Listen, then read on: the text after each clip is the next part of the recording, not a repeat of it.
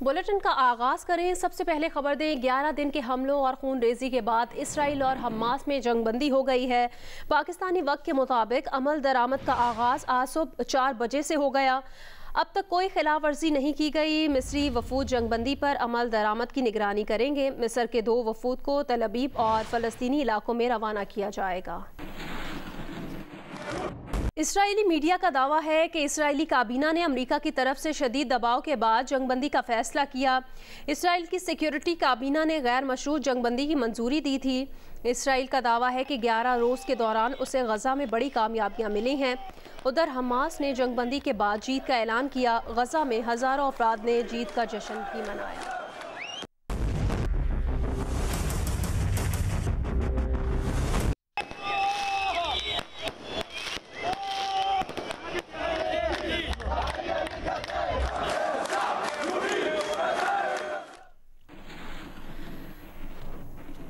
गज़ा में इसराइल के फ़ज़ाई हमलों में 232 फ़लस्तीनी शहीद हुए।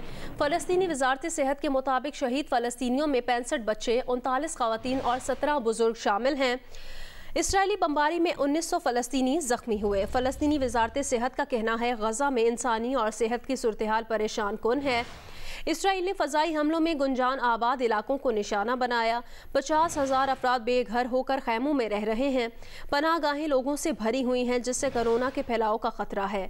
इसराइल ने गज़ा में 24 हेल्थ सेंटर्स को निशाना बनाया। कई हेल्थ वर्कर्स भी शहीद हुए। मुतासिरा हेल्थ सेंटर्स में चौथे रोज़ भी लेबॉर्ट्री सर्विसेज बहाल नहीं हो सकी। हमलों से कोरोना टेस्टिंग, जच्चा बच्चा टेलीमेडिसिन सर्विसेज मुतासिर हुई। इंसानी बहरान पर काबू पाने के लिए फौरी इमदाद की अशद ज़रूरत है। सेहत के शोबे की बहाली के लिए $46.6 मिलियन की ज़रूरत है।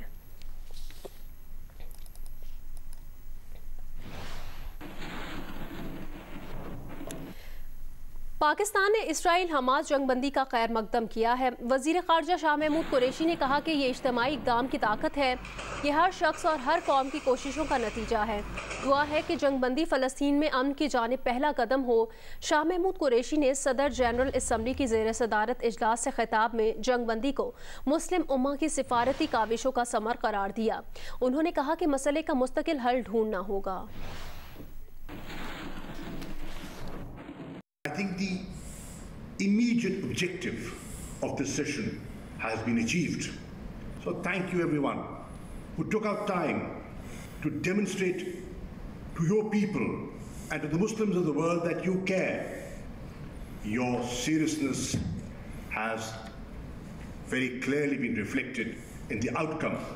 We have to find a permanent solution. And this can only happen if we forge unity amongst ourselves. That is the message that the people want to hear. Muslims all over the world want to hear. अक़वाम मुत्तहिदा के secretary general का गज़ा Israel जंगबंदी का खैर मकदम। कहा, जंगबंदी के लिए मिस्र और Qatar की कोशिशें काबिल तारीफ़ हैं। तमाम फ़रीक़ैन सीज़ फायर पर अमल दरामद कराएँ। आलमी बिरादरी अक़वाम मुत्तहिदा से मिलकर फ़लस्तीन की तामीर नौ, बहाली, तरक्की के लिए आगे आए। इसराइली और फ़लस्तीनी क़यादत की ज़िम्मेदारी है जंग के बुनियादी असबाब पर गौर के लिए बातचीत करें। अमरीकी सदर जो बाइडन का हमास इसराइल जंगबंदी का खैर मकदम। कहा, इसराइली और फ़लस्तीनी दोनों को अमन से रहने का हक हासिल है। ये पेशरफ्त करने का हकीकी मौका है। गज़ा में इंसानी इमदाद पहुंचाने के लिए हर मुमकिन इक़दाम करेंगे।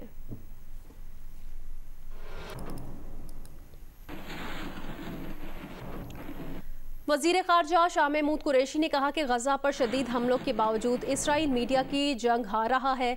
अवामी राय का दबाव बढ़ रहा है। गज़ा में तबाही की वीडियोस, तस्वीर और मनाजिर देखकर दुनिया की आंखें खुल रही हैं।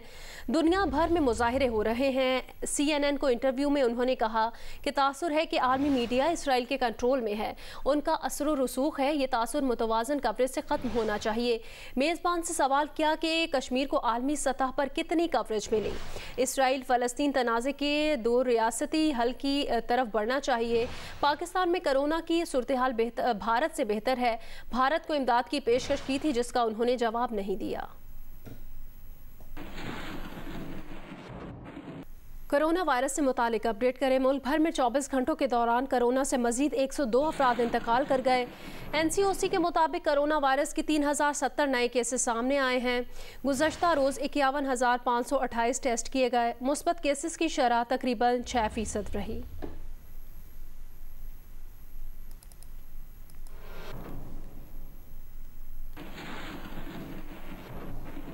वज़ीर आज़म इमरान खान ने कहा कि कोरोना वायरस ने गरीब ममालिक को सबसे ज़्यादा मुतासर किया। वैक्सीन की फराहमी और तकसीम को यकीनी बनाना चाहिए। जापान में होने वाली फ्यूचर ऑफ एशिया कॉन्फ्रेंस से वर्चुअल खिताब में उनका कहना था, कोरोना वबा से एशिया समेत दुनिया भर में अमन व सलामती को खतरात लाहक हो सकते हैं। G20 की तरफ से कर्ज मुअत्तली के इक़दाम की तौसी का खैर मकदम करते हैं। वबाई मरज़ के असरात से निमटने और मुआशी नमो इस्तेहकाम के गैर मुल्कों की मुआवनत की जाए। इंटरनेट की रसाई में तफरीक को ख़त्म करना होगा। इंटरनेट की अदम दस्तयाबी से तरक्की याफ्ता और तरक्की पजीर मईशतों में फ़र्क वसी होता जाएगा। उन्होंने फ़लस्तीन की सूरत हाल पर इजहार तशवीश किया। भारत से 5 अगस्त 2019 के यकतरफा इक़दाम पर नज़रसानी का मुतालबा भी किया।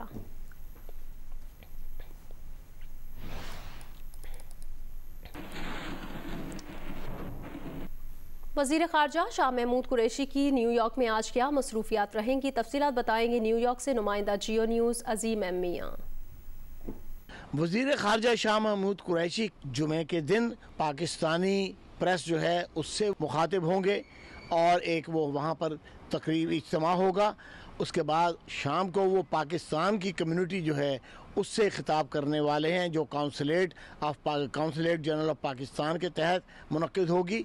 इन तकरीबात के अलावा ज़राए के मुताबिक शाह महमूद कुरैशी न्यूयॉर्क में बैठकर वाशिंगटन में दो तरफा मामलात पर अमरीकी सेनेटरों और दूसरे कायदीन जो हैं उनसे फ़ोन पर तबादला ख्याल करने वाले हैं। इत्तला ये भी है कि पाकिस्तान तहरीक इंसाफ के कारकुनों से भी कोई एक मुलाकात करने वाले हैं, जो यहाँ प्रोफेशनल या एंटरप्रेन्योर या सरमायाकार किस्म के जो लोग हैं पाकिस्तानी, उनसे भी उनकी एक मुलाकात है। उनकी मसरूफियात न्यूयॉर्क में हफ्ते के रोज़ तक हैं और हफ्ते की शाम को वो रवाना होंगे। इस दौरान वो अमरीकी कायदीन से भी जो है टेलीफोनों पर राब्ते करेंगे, एक आध कोई मुलाकात भी होगी और पाकिस्तानी कम्युनिटी और पाकिस्तानी अखबारात से भी, वो मीडिया से भी जो है वो यहाँ बात करेंगे।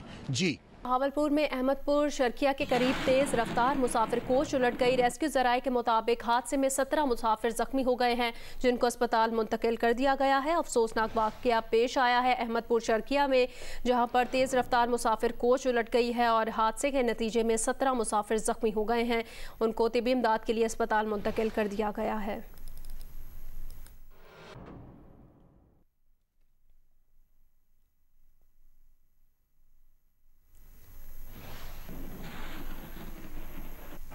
जहांगीर तरीन ग्रुप ने वज़ीर आला पंजाब से आज मुलाकात के लिए 6 अरकान पर मुश्तमिल दूसरा वफ़द तश्कील दे दिया है।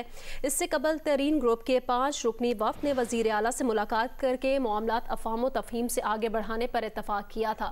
जहांगीर तरीन ग्रुप के वफ़द में सूबाई वज़ीर अजमल चीमा, नौमान लंगड़ियाल, अब्दुल हई दस्ती, नज़ीर चौहान समेत 6 अरकान शामिल होंगे। तरीन ग्रुप का वफ़द वज़ीर आला पंजाब को अपने तहफ़्फ़ुज़ात से आगाह करेगा।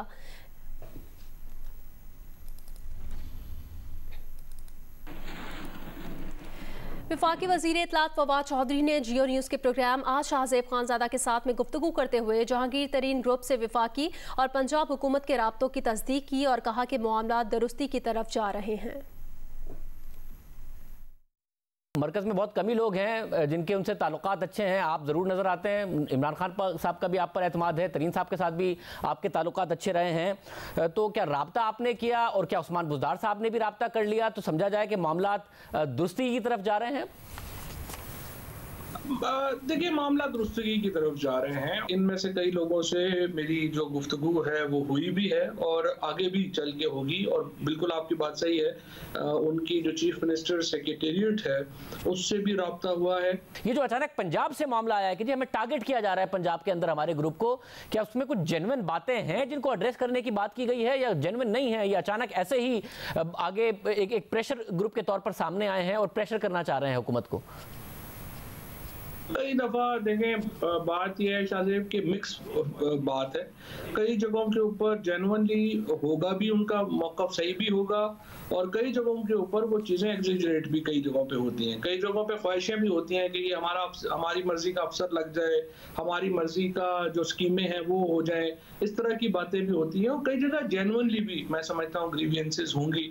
बुज़दार साहब इसलिए चीफ मिनिस्टर हैं कि उनको इन मुश्किलों से निपटने का हुनर आता है, और उससे भी ज़्यादा बात है कि इमरान खान की सपोर्ट उनको हासिल है। जब इमरान खान की सपोर्ट उनको हासिल है तो कई मुश्किलें उनकी जो है वो हल हो जाती हैं। हम कोई 2/3 मेजॉरिटी से तो जीत के आए नहीं हुए, सो मैनेज ही करके चलना होता है। और हमें भी एहसास है कि अगर हम सुपीरियर पॉलिटिक्स करेंगे तो हुकूमत में रहेंगे, जब हम सुपीरियर पॉलिटिक्स नहीं कर सकेंगे तो जाहिर है कि हम हुकूमत में नहीं रहेंगे। एक अली जफर साहब की रिपोर्ट आनी है, शेख रशीद साहब भी कह रहे थे वो जल्द से जल्द दे दें तो अच्छा है, ये मामला खत्म हो। अगर वो उनके खिलाफ आ गई तो फिर ये मामला कहाँ जाएगा, और वो रिपोर्ट कब आ रही है?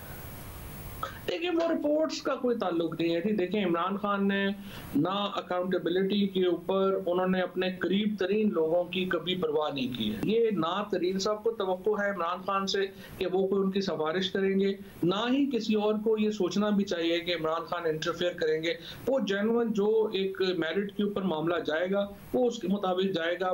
प्राइम मिनिस्टर साहब उसमें कोई इंटरफेरेंस नहीं करेंगे, ना ही ये को वादा किया गया है कि वो उसमें कोई इंटरफेरेंस हो।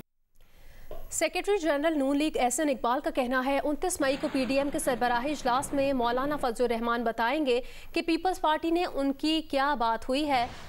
प्रोग्राम आज शाहजेब खानजादा के साथ में गुफ्तगू में उन्होंने कहा कि पीडीएम में वापसी का फैसला पीपल्स पार्टी को करना है। पीटीआई के अंदरूनी इख्तलाफ का सहारा लेना मुस्लिम लीग नून के लिए कोई पायदार सियासी तदबीर नहीं है।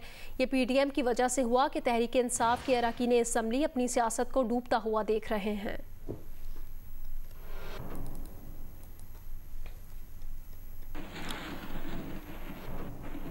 खबर दें, सिंध असम्बली के हल्के PS 70 के ज़िमनी इंतखाब का गैर हतमी गैर सरकारी नतीजा। पीपल्स पार्टी के मोहम्मद हाली पोटो 46,000 से ज़ायद वोट लेकर कामयाब हो गए हैं। JUI-FE के गुल हसन ने 6,231 वोट हासिल किए। जमीयत उलमा इस्लाम फ़े के उम्मीदवार गुल हसन ने इंतखाबी नताइज मुस्तरद कर दिए। भारतीय शहर कनौज में इमाम समेत 4 अफराद को पाकिस्तान की हिमायत में नारे लगाने के इल्ज़ाम में गिरफ्तार कर लिया गया है। भारतीय पुलिस ने दावा किया कि पाकिस्तान के हक में नारे लगाने की एक वीडियो वायरल होने के बाद तहकीकात का आगाज़ किया गया। 15 मई को फिल्माई गई वीडियो में कुछ अफराद जलालाबाद क्रॉसिंग पर मुबैना तौर पर पाकिस्तान के हक में नारे लगा रहे थे, जिन्हें बाद में गिरफ्तार कर लिया गया। कराची में रवां हफ्ते के दौरान आंधी से सिंध बिल्डिंग कंट्रोल अथॉरिटी और इंतजामिया की गफलत की वजह से नौजवान की जान चली गई। डेंसो हॉल में मेडिसन मार्केट और मोती मस्जिद से मुत्तसिल मखदूश इमारत का मलबा गिरा और नौजवान की जान ले ली। तफसीलात बताएंगे जियो न्यूज़ के नुमाइंदे सुलेमान सादत खान। जी बिल्कुल, मैं आपको डेंसो हॉल से रिपोर्ट कर रहा हूँ। और 2 रोज़ कबल यहाँ पर एक वाक़या पेश आया। मशहूर व मारूफ यहाँ पर मार्केट है, मेडिसन मार्केट है और दीगर इलेक्ट्रॉनिक मार्केट हैं। यहाँ पर इमारत का मलबा गिरा है और एक नौजवान जो है वो इसमें जाँ बहक हुआ है। सिंध बिल्डिंग कंट्रोल अथॉरिटी से और दीगर इंतज़ामिया से मुतादिद बार यहाँ की जो ताजिर बरादरी है उन्होंने भी जो है वो गुजारिश की है, दरख्वास्त की है, लेकिन कोई भी इक़दाम नहीं किया गया। काफ़ी अर्से से अंदर से भी पत्थर पहले टूटे हैं, 2-4 साल में कुछ गिरता ही रहता है। ये बॉडी जो भली हुई है छज्जा 2 दफ़ा पत्थर इसके मेरे सिर पे लगे। ये अभी भी देखे हाल का, ना कोई आया ना कोई पूछता है ना कुछ। यहाँ पर ताजिर बरादरी की जानिब से यही बताया गया है कि वो यहाँ पर मार्केट किसी काम से आए थे और जब वापस लौट रहे थे और उस तूफ़ान की नज़र जिसमें दीगर लोग भी जो है वो ज़ख्मी हुए, यहाँ पर भी जो है वो मलबा गिरा और उसी वक्त जो है वो एक नौजवान की जो है वो मौत वाक़ई हुई। जी, वफाकी दारुल हुकूमत इस्लामाबाद में वैक्सीनेशन मराकज़ जुम्मे को बंद होते हैं। NCOC की जानिब से 18 से 40 साल की उम्र के अफराद के लिए वैक्सीन से मुतालिक क्या हिदायत हैं, जानते हैं जियो न्यूज़ की नुमाइंदा अलैना वकार से। जी, इस्लामाबाद के तमाम वैक्सीनेशन मराकज़ की जुम्मे के रोज़ छुट्टी होती है, वो जुम्मे को बंद होते हैं। NCOC के मुताबिक 40 साल से ज़ायद उम्र के अफराद के लिए एस्ट्राजेनेका वैक्सीन लगाए जाने का कहा गया है और 18 साल से ज़ायद अफराद के लिए साइनोफार्म और साइनोवेक वैक्सीन लगाने का कहा गया है। इसी तरह NCOC के मुताबिक जो एस्ट्राजेनेका है उसकी दूसरी डोज़ में 12 हफ्ते का वक्फ़ा लाजमी है और इसी तरह जो साइनोफार्म वैक्सीन है उसकी पहली से दूसरी डोज़ के दरमियान में 3 हफ्ते का वक्फ़ा लाजमी है और जो साइनोवेक वैक्सीन वैक्सीन है उसकी पहली और दूसरी डोज के दरमियान में 4 हफ्ते का वक्फा लाजमी है। इसी तरह NCOC की जानिब से ये भी कहा गया है कि जब शहरियों की वैक्सीनेशन की जो दूसरी डोज मुकम्मल हो जाएगी तो नादरा की जानिब से इनको वैक्सीनेशन सर्टिफिकेट भी जारी कर दिया जाएगा। जी। पाकिस्तान के तीसरे बड़े शहर फैसलाबाद में ट्रांसपोर्ट के निज़ाम को रिवर्स गियर लग गया। शहर में बसों में इजाफे की बजाय कमी हो गई है और शहरी सूरत हाल से परेशान हैं। रिपोर्ट करेंगे इरफानुल्लाह। दुनिया में तरक्की के साथ साथ ज़राए आमदोरफ्त का निज़ाम जदीद हो रहा है तो फैसलाबाद में उसके उलट। पहले शहर में चलने वाली मेट्रो बसें एक एक करके गायब हुई। इसके बाद जो चंद AC बसें थीं वो भी माजी बन गईं और अब शहरी 30 साल पुराने अर्बन ट्रांसपोर्ट सिस्टम के तहत चलने वाली टूटी फूटी, तंग और बगैर AC वैगनों में अजियतनाक सफ़र पर मजबूर हैं। वो सीधा निज़ाम चल रहा है। जो इंटरसिटी बसें चलनी थी AC वाली वो भी ख़त्म हो गई हैं। मेट्रो बस थी वो पता नहीं किधर गायब हो गई है, तो उसको लाएं, हम तो बहुत परेशान हैं। ट्रांसपोर्ट अथॉरिटी का कहना है कि पंजाब हुकूमत की जानिब से जब भी नई बसें मिली वो सीधा और पुरानी वैगनों की जगह चला दी जाएंगी। जो हुकूमत की तरफ से अब नई बसें आएंगी उसको जो है वो हम इंशाल्लाह फुट्स के प्लेटफॉर्म से जो है वो चलवाएंगे। फैसलाबाद के शहरी बोसीदा और पुरानी वैगनों की तब्दीली और 30 साल पुराने अर्बन ट्रांसपोर्ट सिस्टम की तश्कील नौ चाहते हैं ताकि इन्हें भी सफ़र की बेहतरीन सहूलियात दस्तयाब हो सकें। कैमरामैन अली असलान के साथ इरफानुल्लाह, जियो न्यूज़, फैसलाबाद। मुल्तान में सरकारी इमारतों की दीवारों पर की गई वॉल चॉकिंग ख़त्म करने के लिए सफाई मुहिम का आगाज़ कर दिया है। मज़ीद बताएंगी जियो न्यूज़ की नुमाइंदा मैमूना सईद। जियो मुल्तान में ज़िला इंतज़ामिया की जानिब से जो सरकारी इमारात की दीवारें हैं और उनके ऊपर मुख्तलिफ़ कंपनीज़ की जानिब से जो तशहीरी मुहिम चलाई गई है और उनके ऊपर जो वॉल चॉकिंग की गई है उसकी सफाई के लिए मुहिम का आगाज़ कर दिया गया है। इस हवाले से डिप्टी कमिश्नर ने असिस्टेंट कमिश्नर्स को जो है ये अहकामात जारी किए हैं कि वो फौरी तौर के ऊपर इसके ऊपर एक्शन लें और तमाम दीवारों की सफाई को यकीनी बनाएं, जिसमें मेट्रोपॉलिटन कॉरपोरेशन, इसके अलावा वेस्ट मैनेजमेंट कंपनी समेत जो है दीगर जो मुतल्लिका इदारे हैं उनको ये टास्क दिया गया है। इससे कबल भी जो है ये ऑपरेशंस किए गए हैं लेकिन ये ऑपरेशन मुकम्मल नहीं होते हैं और मुकम्मल होने से पहले ही ख़त्म हो जाते हैं। मल्टी नेशनल कंपनीज़ हैं उनकी जानिब से खुद जो है वो रेवेन्यू जनरेट करने के लिए भी वॉल चॉकिंग करवाई गई है।